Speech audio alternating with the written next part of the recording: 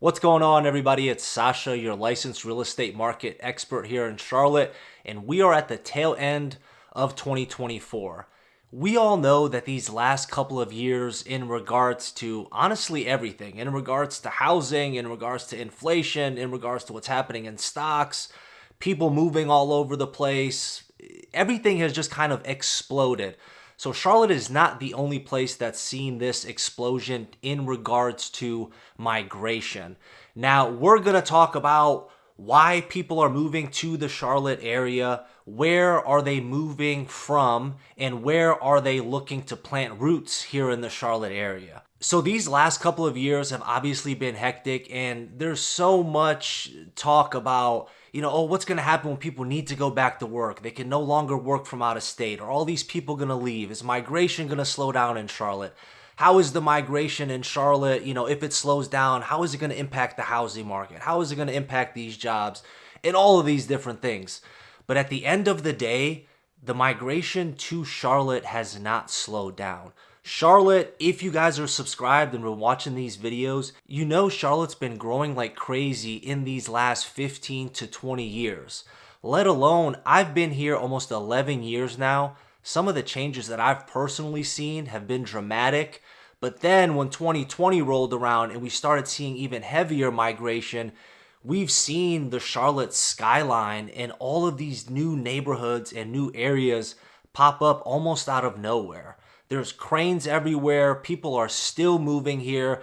And people ask me all the time, Sasha, like you personally, have you noticed clients and things like that? Has it slowed down people moving and relocating here? From my personal experience, no. A majority of the people that I work with are relocating here. After somebody comes here, they live here for a year or two, then they have friends, then they have family that also want to come down to Charlotte. Then I have my past clients and referrals and all of these different things. From my personal perspective, it hasn't slowed down. And according to Charlotte Regional Business Alliance, the migration has not slowed down. In fact, it's been ticking up these past couple of years. As of right now, we have 117 people a day moving to the Charlotte area. Now, when I say the Charlotte area, I'm talking about the whole Charlotte metro. I'm not talking about what you see right here in the 485 loop and not just Mecklenburg County in the immediate surrounding counties. 117 people a day migrating to 15 counties across Charlotte. So why does this matter? With the amount of people that are moving to the Charlotte area, with the amount of growth that Charlotte's been seeing in this last decade and or even more, this data is going to prepare us and prepare essentially, the government, the powers that be, to figure out how they're going to structure Charlotte. With the amount of people moving here, people need more jobs. The transportation system needs to be better. There needs to be more schools. There needs to be affordable housing for the people. Let alone, with all of this happening, other businesses are starting to come into Charlotte and the Carolinas in general. Charlotte was recently voted in the top 3 places in the entire United States that's essentially business friendly, causing a lot more businesses to come here and in turn having a lot more opportunities for people that live here and for people who are moving here. So for me personally, I've had clients always ask me, Sasha, where do you see the most people moving from that you're working with? If I gave you a top 3, it's California, New York, and Florida. According to the data, however, the top 3 places that people are moving to Charlotte from are Virginia with 45,365 people, New York with 40,561 people, and California with 37,922 people. This isn't a shocker at all, except for, to be honest with you, the Virginia one's a little bit of a shocker. If I'm thinking about the DMV area, DC, Maryland, Virginia, that's a little bit of a different story. I'm not shocked about New York, and I'm not shocked about California. One of the biggest reasons is cost of living, and to be quite honest with you, a lot of people didn't like certain politics that were happening in California and New York. people have said certain things to me, and that was essentially a deciding factor for wanting to come to North Carolina. More often than not, you have people wanting to get more bang for their buck, wanting their money to take them further. Comparing real estate in California and New York, it's obvious to see why somebody would come to the Charlotte area. In regards to Virginia, I'm not sure. Now, where does Charlotte rank in all of this migration compared to other similar areas? So Atlanta has the same number of people moving to it a day as does Charlotte, 117 people a day. Atlanta, however, is much bigger, and people often refer to Charlotte as a baby Atlanta. Now, the good thing is, like I said, we're taking into consideration 15 counties surrounding the Charlotte area. Now, Raleigh, which is a super popular place, a really good place. I don't mind it at all. People always kind of compare Raleigh, Durham versus Charlotte and things like that. And when I was initially moving here almost 11 years ago, Raleigh was one of the places that I personally looked at. I moved here from Cleveland, Ohio, and Raleigh was it's much more small town. It's not relatively comparable to Charlotte when it comes to, essentially having a big city. So one of the biggest reasons for me, I didn't personally choose the Raleigh area over Charlotte. I was used to having a big downtown area, or uptown as they call it here. I wanted all the sporting teams. I wanted all the events. I wanted all the entertainment. And I was nervous that if we happened to go to Raleigh, that it's just maybe too small town and I might miss wanting to have a big city. That's just my personal preference.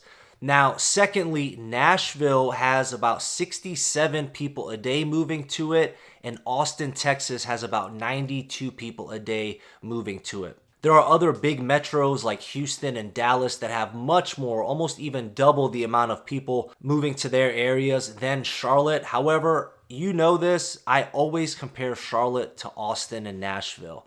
Reason being, Austin and Nashville, including Charlotte, were both growing tremendously these last 10 to 20 years.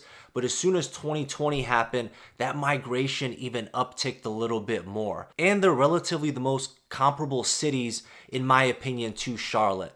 So the fact that we've seen Nashville and Austin slow down in migration, and Charlotte has not slowed down in migration.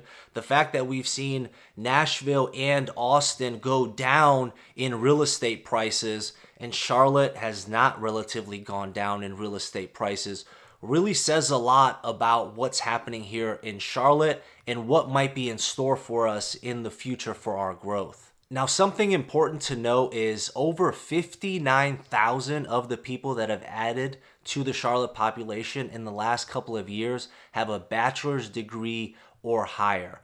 I mention this because this is where the businesses coming to Charlotte, this is where the opportunities coming to Charlotte are going to play a major factor.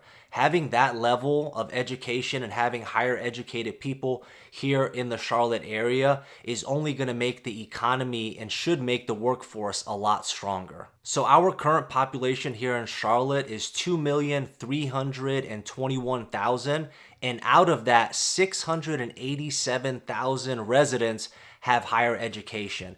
That is just under 30% of the people living here in the Charlotte metro have a bachelor's degree or higher. Now, just for a full disclaimer, I am not one of those residents with a higher education.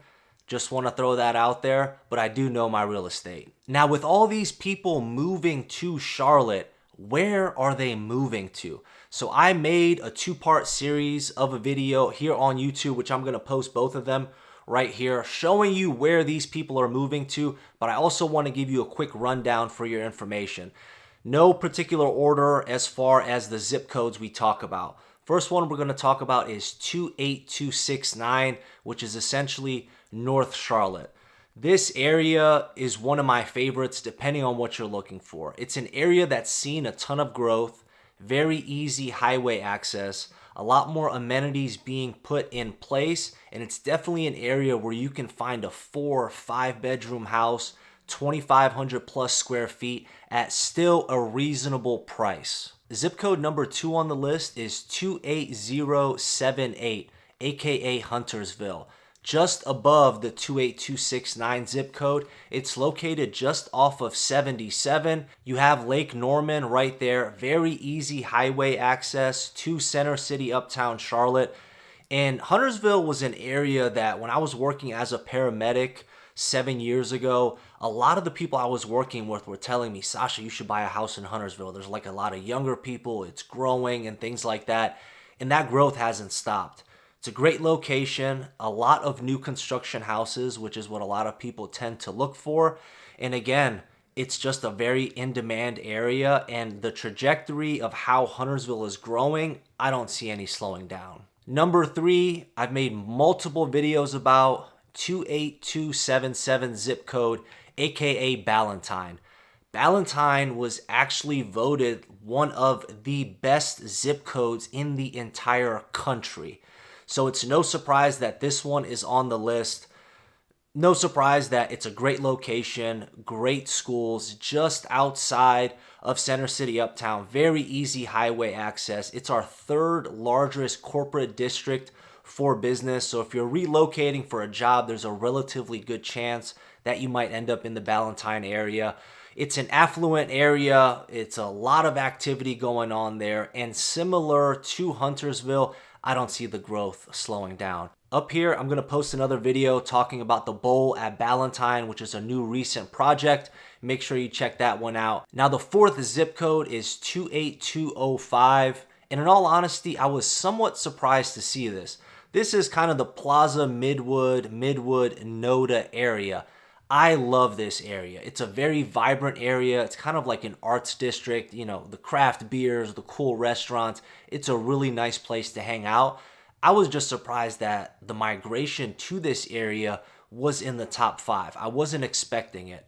However, we have a lot of younger people, a lot of young professionals moving to the area. So if you're a young professional, if you want to get roommates, if you want to live in an area that's really walkable and lively, this is definitely a zip code I would recommend, and I see why it's on the list. Last but not least, 28027, which is Concord. Concord is essentially southeast of Center City, Uptown Charlotte. It is a ginormous area. Concord has a lot of rural areas, and they have a lot more mixed use and commercial. So depending on what you're looking for, it's a really good fit. But just like 28269 zip code, it has a lot of bang for your buck in regards to housing and square footage, and still offers you a ton of things that people are looking for. Hit the subscribe button, hit the like button. I hope you guys enjoyed this video. As always, you can always call, text, or email me if there's anything I can answer for you in regards to real estate, zip codes, neighborhoods, anything of the sort. Hit the subscribe button. I'll catch you on the next one. Take care. Bye.